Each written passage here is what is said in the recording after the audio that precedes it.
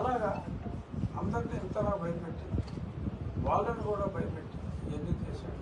వాళ్ళు ఒక చక్కటి ప్రశ్న వేసింది, ఎందుకు నీ చిన్నాన్నని చంపినప్పుడు సిబిఐ ఎంక్వైరీ అడిగి ఆ తరువాత నువ్వు ముఖ్యమంత్రి అయిన వెంటనే ఆ కేసు విత్డ్రా చేసుకున్నావు?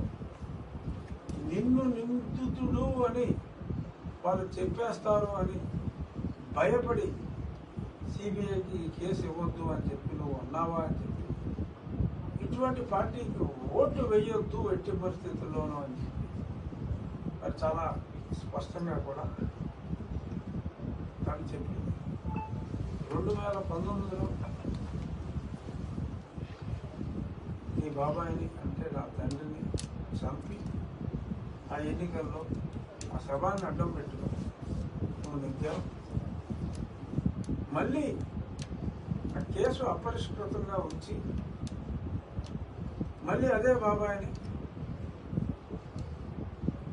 ఆఖరికి తిను భర్తే హత్య చేశాడు అన్నట్టుగా అర్థం తీసుకొస్తూ మరి ఇన్ని మాటలు నువ్వు మాట్లాడి మళ్ళీ అదే సభ మీద రాజకీయ లబ్ధి పొందాలని చెప్పి నువ్వు చూస్తున్నావు, సిగ్గులేదా అని చెప్పి ఆ అమ్మాయి ప్రశ్నించిన తీరు అత్యంత ముదావు. మగువలు తను చూసి గర్వపడాలి, సునీతను చూసి గర్వపడాలి. ఇటువంటి బ్రహ్మ రాక్షసుని రాజకీయంగా నేను అతను చేస్తున్న తప్పుల్ని ముందు నుంచి కూడా ఎదుర్కొంటున్నాను, ఎదిరిస్తున్నా, ప్రజలకు నిజాలు చెప్తున్నా. అలాగే తన తండ్రి హత్య విషయంలో మరి అంత దారుణంగా వ్యవహరించి షాక్ చెందుతాను. నాకు చాలా పరిచయం, నాకు బాగా తెలుసు. కొంత రాజశేఖర్ నేను మంచి స్నేహితులు. మరి షాక్ తిని కొన్ని నిజాలు తెలుసుకున్న తర్వాత ఇది ప్రజలందరికీ నిజం తెలియాలి అని చెప్పి సిబిఐని హైకోర్టుకి వెళ్ళి సిబిఐకి ఆ కేసు వచ్చేలాగా చేసి ఇవన్నీ చేశారు. హూ కిల్ బాబాయ్ గురించి మాట్లాడాను ఇలాక. హూ సేవ్డ్ అబ్బాయి? అబ్బాయి అంటే ఇక్కడ అవినాష్ రెడ్డి అరెస్ట్ కాదా? వారి తండ్రి గారు అరెస్ట్ అయ్యారు, శివశంకర్ రెడ్డి గారు అరెస్ట్ అయ్యారు, ఇంకా చాలామంది అరెస్ట్ అయ్యారు. కానీ అదే ఛార్జ్ షీట్లో ఏ అభియోగాలు అయితే మరి వీరి మీద ఉన్నాయో పోలీస్ సహాయ నిరాకరణ చేశారు.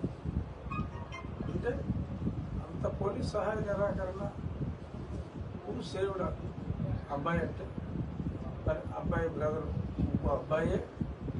ఇది లోకల్ పోలీస్ ఢిల్లీ కంట్రోల్లో ఉన్నది కదా. సో చాలామంది ఢిల్లీని కూడా ఆడిపోసుకుంటారు, తప్పది.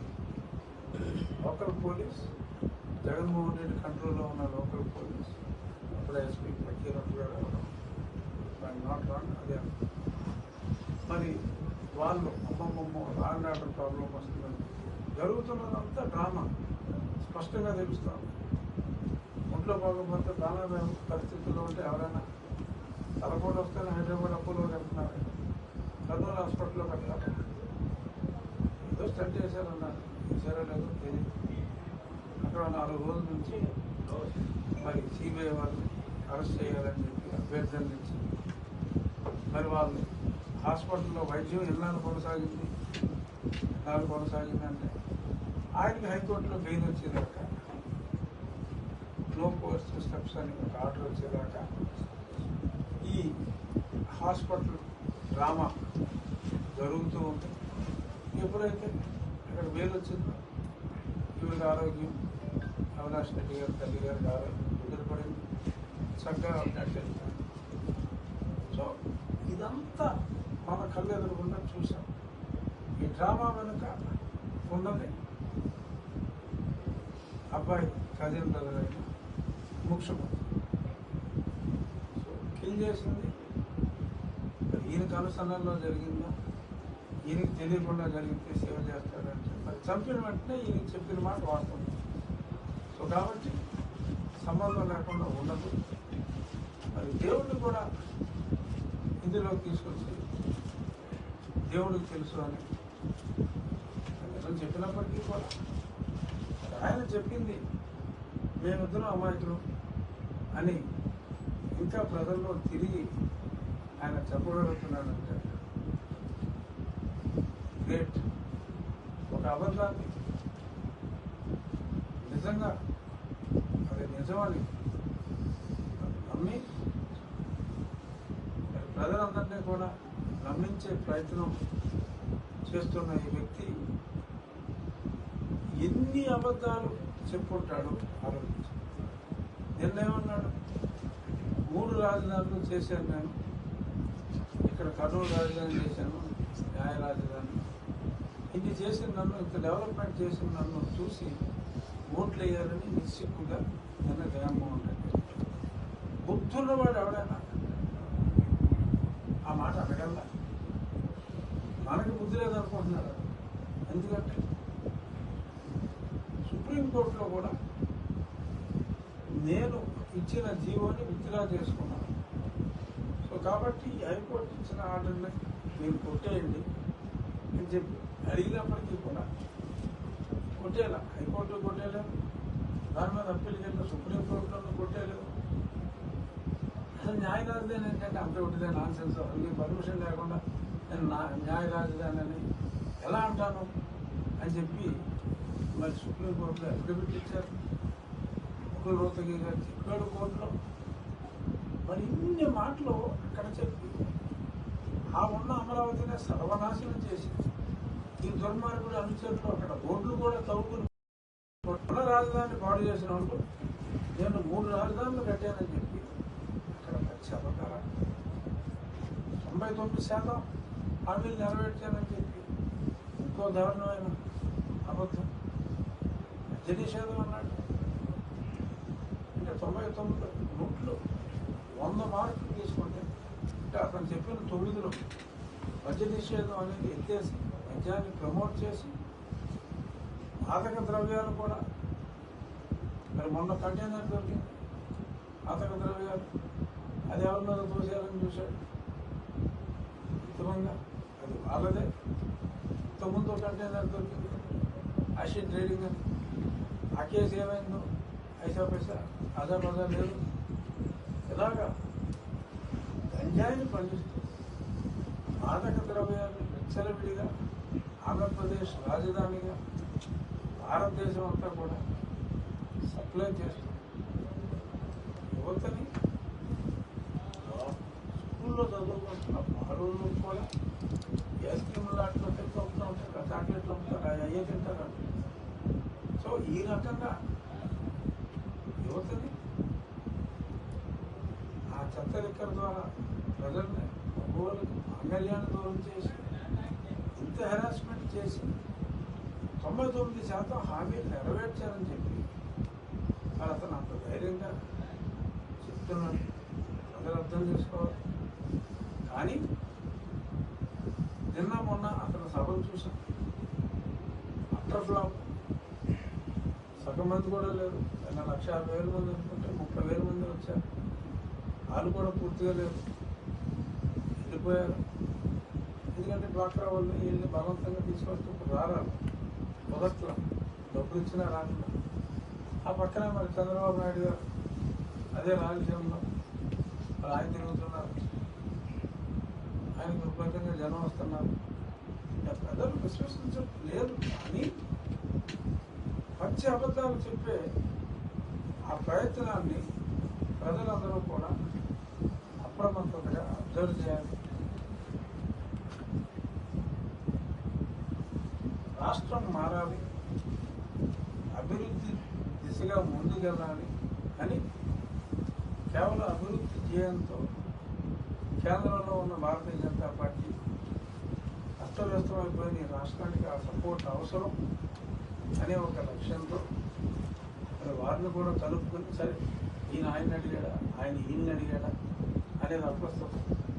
కానీ మ్యూచువల్గా మాట్లాడుకుంటేనే చెయ్యి కలిస్తేనే తప్పట్టు సో కలిశారు.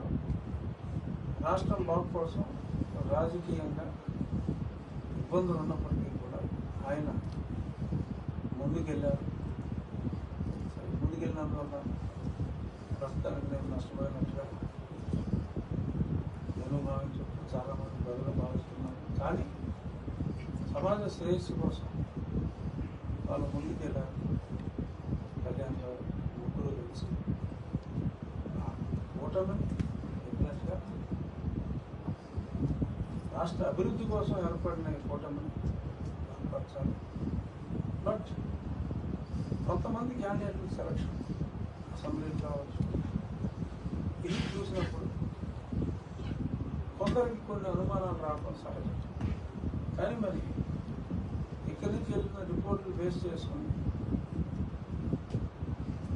అక్కడికి పంపితే వాళ్ళు ఓ సర్టిఫికేట్ ఉండొచ్చు. ఎందుకంటే నాకు ఎంతవరకు నిజమో తెలియదు. ఆనపడుతుంది ఒక ఎమ్మెల్యే క్యాండిడేట్ గారు కౌన్సిలర్గా పోటీ చేస్తారు. కేవలం వచ్చినాయట 6 మీరు అన్యాయంగా నాకు చెప్పింది 6 అంటే చేతి వేలతో లెక్క పెట్టగలిగిన ఓట్లు మరి తెచ్చుకున్న అభ్యర్థికి ఇచ్చారన్నారు. మరి ఇటువంటి అబరేషన్స్ని, ఎందుకంటే కూటమి లక్ష్యం అత్యధిక స్థానాలు తెచ్చుకోవాలి, ప్రత్యర్థిని తక్కువ అంచనా వేయడానికి వీల్లేదు. ప్రత్యర్థి ఎంత దుర్మార్గులు అయినప్పటికీ కూడా దుర్మార్గులను లైక్ చేసేవారు కూడా ఉంటారు. రావుడికి ఎంతమంది ఫ్యాన్స్ ఉన్నారు, రావణాసురుడికి ఎంతమంది ఫ్యాన్స్ ఉన్నారు. అలా దుర్మార్గులు కూడా అభిమానించే వాళ్ళు ఉన్నారు. ఇటువంటి చారిత్రక తప్పిదాలు ఒకటి అలా ఉంటే ఏదైనా ఎమ్మెల్యే ఎంపీ సీట్లలో సరిదిద్దుకుంటే ఇంకా ఎక్కువ స్థానాలతో జగన్మోహన్ రెడ్డిని విజయానికి అత్యంత దూరంలో ఉంచే అవకాశం ఉంటుంది. లేదు అతను విజయానికి చేరువలో ఉంటే అందువల్ల నేరో మెజారిటీ ఉంటే సరిపోవు. సో అంచేత అభ్యర్థుల సెలక్షన్ విషయంలో ఏదైనా అపరేషన్లు ఉంటే చాలా సమయం ఉంది కాబట్టి సర్దుకుంటే బాగుంటుంది అనేది నా భావన. నాకైతే తప్పకుండా న్యాయం జరుగుతుంది. నేను పోటీలో ఉంటా, అంతవరకు నాకు నమ్మకం ఉంది. న్యాయం జరుగుతుంది. న్యాయం జరగకపోతే జరిగేలా చూసుకుంటాను. అది సో అంచేత కేవలం నేను జగన్మోహన్ రెడ్డి గారు చెప్తున్న అబద్ధాలు, చేస్తున్న దారుణాలు జస్ట్ ఒక గ్లాన్స్గా అందేవాళ్ళని, ఈ దుర్మార్గుల్ని మనం దూరంగా పెట్టవలసిన అవసరం ఉంది. అలాగే సన్మార్గుడైన అడ్మినిస్ట్రేటర్ అయిన చంద్రబాబు నాయుడు గారు, కళ్యాణ్ గారు, వారికి కేటాయించబడిన సీట్లు అంటే వారు తీసుకున్న సీట్లు, వారికి కేటాయించబడిందని చెప్పినాను, మిస్టేక్ అన్నాను. ఎందుకంటే నాకు ఎవరో కేటాయించాడు కాబట్టి ఆ ఫ్లోలో అలా అనేసా. వారు ఉంచుకున్న సీట్లు అన్నీ కూడా వాళ్ళు అత్యధిక మెజారిటీతో గెలిపించవలసిన బాధ్యత మనందరి మీద ఉందని సవినయంగా తెలియజేస్తూ, ఇంతమంది మీడియా మిత్రులు ఉన్నారు, మీరు ఓటు క్వశ్చన్ అడగండి. ఇప్పుడు మీరు సర్వే చేస్తున్నారు సార్, మీరు రాష్ట్రంలో last time election before election మీరే సర్వే చేస్తారు, 4 రకాల సర్వేలు తీయించారు. ఈసారి ఇప్పుడు ఏమన్నా సర్వేలు మొదలుపెట్టించారు సార్? ఇప్పుడు అంటే ఈ మొదలు అయినాయి సర్వే. భారతీయ జనతా పార్టీ కొత్త అయిన తర్వాత మోడీ గారు సూపర్ సక్సెస్ఫుల్గా సభాయిన తర్వాత, అలాగే నన్ను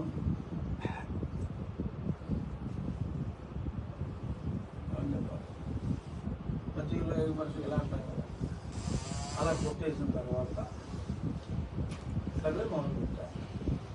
రిజల్ట్ రావాలంటే ఒక వారం పడుతుంది. అనుకూలంగా ఉంటే తెలియదు, అనుకూలంగానే ఉంటుంది, ఏం డౌట్ లేదు. ఎవడో రఘుని గట్టిగా పడ్డేలాగా తీసేసిన మాత్రాన ప్రమాదం ఉంటుందని నేనైతే అనుకోవట్లేదు. బట్ ఏదైనా చూస్తేనే కదా మనకు తెలిసేది. డెఫినెట్గా ఖచ్చితంగా చంద్రబాబు నాయుడు గారు ముఖ్యమంత్రి అవుతారు. సార్ మీరు వైఎస్ఆర్సీపీకి అంతవరకు నాకు సందేహం లేదు. గతంలో 135 అనుకున్నాం, అది 150 అయినా కావచ్చు, లేదంటే 120 అవ్వచ్చు. 15 ప్లస్ ఆర్ మైనస్ తప్ప అంతకంటే పెద్దగా తేడా ఉండకూడదు అని నా భావన. ముఖ్యమంత్రిగా అయితే చంద్రబాబు నాయుడు గారు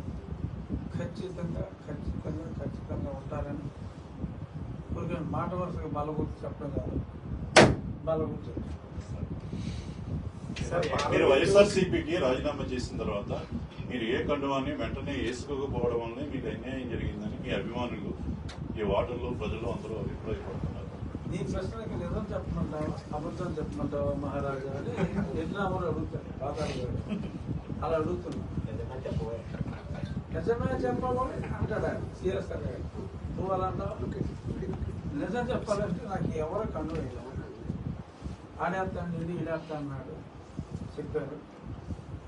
సో అనుభవం లేకుండా స్వచ్ఛమైన శ్వేత వర్కుంటూ ఉన్నా. ఎవరేస్తే అంతా ఎంచుకుంటాను కానీ అక్కడ ఫోటో చూడండి. అంటే మీరు ఫోటో గతంలో ఎవరో పెయింటింగ్ వేసి ఇచ్చారు నాకు. గతంలో నేను పసుపు కళ్ళు వేసుకున్నా, మొన్న ఎవరో తీసుకొచ్చి ఇచ్చారు. దాని కూడా తీయండి ఫోటో. సార్ ఇది నర్సాపురం పార్లమెంట్ నుంచి పోటీ చేస్తారని కొందరండి. నా మనసులో పసుపు ఉందని అర్థం చేసుకోవాలి. నర్సాపురం పార్లమెంట్ నుంచి మీరు పార్లమెంట్ అభ్యర్థిగా కానీ ఏదో 7 నియోజకవర్గాల్లో ఒక నుంచి శాసనసభ్యుడిగా కానీ పోటీ చేస్తారని 2 వర్గాల్లో, మీ వర్గంలో బయట వర్గంలో ఉంది సార్. దాని మీద కొంచెం క్లారిటీ ఇవ్వండి. క్లారిటీ ఇవ్వాలంటే నేనైతే ఎంపీగానే పోటీ చేస్తానని అనుకుంటున్నా. ఆ రెండో మాట ఇప్పుడు దాకా నాకైతే తెలియదు. మీరన్న ఎమ్మెల్యే మాట, ఎమ్మెల్యే ఈ నియోజకవర్గం నుంచా రాష్ట్రంలో ఇంకెక్కడి నుంచి అన్నానా ఒకటి మటుకు నేను ఖచ్చితంగా చెప్పగలను. ఇవాళ రిజర్వ్డ్ స్థానాల్లో నాకు పోటీ చేసే అర్హత లేదు. రిజర్వ్డ్ స్థానాలు తప్ప except all respects to that దుర్మార్గుడు, మేబీ ఎక్సెప్ట్ పులివెందులు తప్ప ఇంకెక్కడ పోటీ చేసినా నేను గట్టి పోటీ ఇవ్వగలను, ఖచ్చితంగా నెగ్గగలను నమ్మకం నాకు. సో ఎందుకంటే నేను ఎక్కడికి వెళ్ళినా సరే నేనండి, నా పేరు రఘురామకృష్ణ గారు అండి అని చెప్పుకోవాల్సిన అవసరం లేదు. ఎక్కడికి వెళ్ళినా జనం నన్ను ఏమంటే రాజు గారు రండి అని చెప్పి పలకరించే పరిస్థితి అయితే ఉంది. సో కాబట్టి ఎంపీగానే పోటీ చేస్తానని ఇంకా అనుకుంటున్నా. మరి నాని ఎన్నిసార్లు అడిగినా నానికి ఏదో తెలిసిపోయింది. కానీ నేనైతే ఎమ్మెల్యేకి పోటీ చేసే అవసరం రాదని అనుకుంటున్నాను. ఒకవేళ అవసరం వస్తే అది ఆంధ్రప్రదేశ్లో ఎక్కడైనా కావచ్చు, వస్తే రాదనేది నా నమ్మకం. సార్ రాష్ట్ర ప్రభుత్వం మీద మీరు నేను ఎంపీ కాకుండా ఊహించుకోలేదు. రాష్ట్ర ప్రభుత్వం మీద మీరు ప్రతిపక్ష నాయకుడిగా అలా పార్లమెంట్ లో కానీ, పార్లమెంట్ బయట కానీ, జ్యుడిషియల్ లో కానీ పోరాటం చేశారు. మీరు అలాంటి పోరాటం చేసిన ఒక ముఖ్య వ్యక్తిని కూటమిలోని పార్టీలు మిమ్మల్ని పరిగణలోకి తీసుకోవడానికి దాన్ని మిమ్మల్ని వినియోగించుకుని వాడుకుని వదిలేసి అని మీరు భావిస్తున్నారు. అంటే ఈ స్థానం భారతీయ జనతా పార్టీ కేటాయించారు. భారతీయ జనతా పార్టీ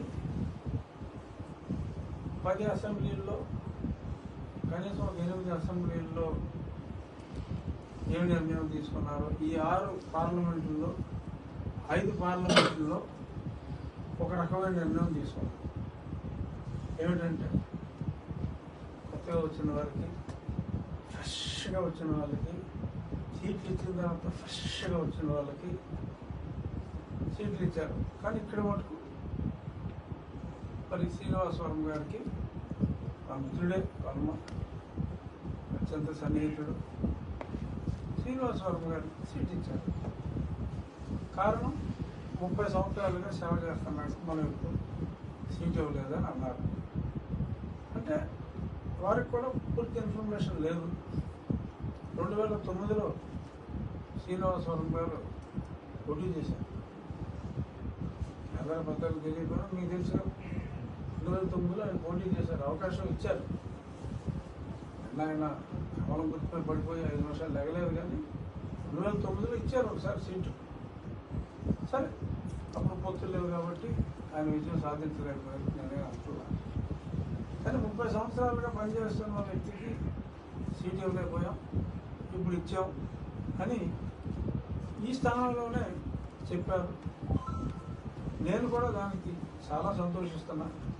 ఎందుకంటే వాళ్ళు వాటెవర్ సర్జెంట్ ముందు నుంచి పార్టీలో ఉన్న వ్యక్తికి గౌరవం ఇవ్వటం అత్యంత ఉదావహం.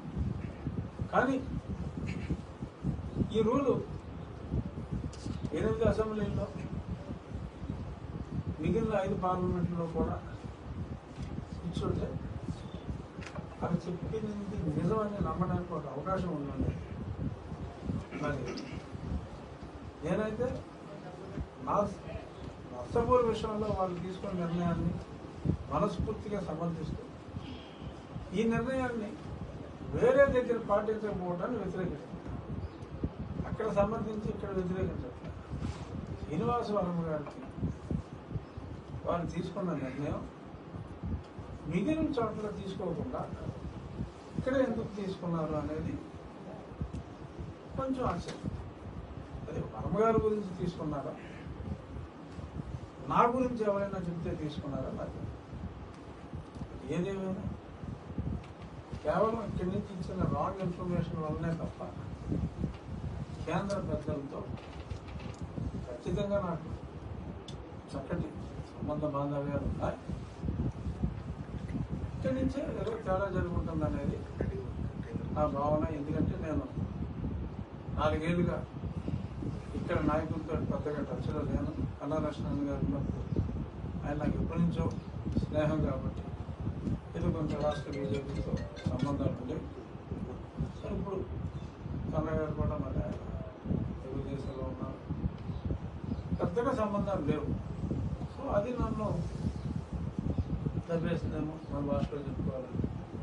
ఇక్కడ భారతీయ జనతా పార్టీ నాయకులతో సంబంధ బాంధవ్యాలు లేకపోవడం నా ఈ చింతకు కారణమైన సార్. ఒకవేళ మీరు ఊహించినట్టుగా సీట్ రాకపోతే ఇండిపెండెంట్ క్యాండిడేట్ వేసే ఛాన్స్ ఏమైనా ఉందా? నాకైతే సిన్సియర్గా ఆ ఉద్దేశం లేదు. ఇంకా సీట్ ఇస్తారని అనుకుంటున్నా. ఇవ్వకపోతే కూడా చూద్దాం. ఎందుకంటే నా జాతకంలో నేను ఖచ్చితంగా ఎమ్మెల్యే ఎంపీ అవుతా. ఆ జాతకంలో రాసి ఉన్నాను చదివించాను. చేత పార్టీలు ఇస్తాయా సీటు, ప్రజలు ఇస్తారా సీట్ అనేది నాకు తెలియదు. కానీ ఏదో ఒకటి ఖచ్చితంగా డౌట్ లేదు. సార్, ఎన్నికల్లోపు న్యాయపరమైన పర్యవసానాలు ఏమైనా ఉంటాయండి? ఖచ్చితంగా ఉండవు. ఖచ్చితంగా ఉండవు. శత్రువు చాలా బలం.